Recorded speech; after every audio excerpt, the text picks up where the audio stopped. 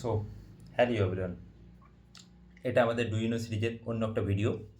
So Chinese খেতে তো সবারই ভালো লাগে, এমন কেউ নেই যার চাইনিজ খেতে ভালো লাগে না। কিন্তু আপনারা জানেন ভারতের প্রথম চাইনিজ রেস্টুরেন্ট কোথায় ছিল, বা কে বা কারা এটা স্থাপন করেছিল? তাহলে আসুন জানা যাক ভারতের প্রথম চাইনিজ রেস্টুরেন্ট এবং তার সম্পূর্ণ ইতিহাস। ভারতের প্রথম চাইনিজ রেস্টুরেন্ট ছিল জানেন কলকাতাতে, আমাদের ব্ল্যাকবার্ন লেনেতে, যার নাম ছিল হচ্ছে, ভারতের প্রথম চাইনিজ রেস্টুরেন্টের নাম ছিল হচ্ছে নানকিং।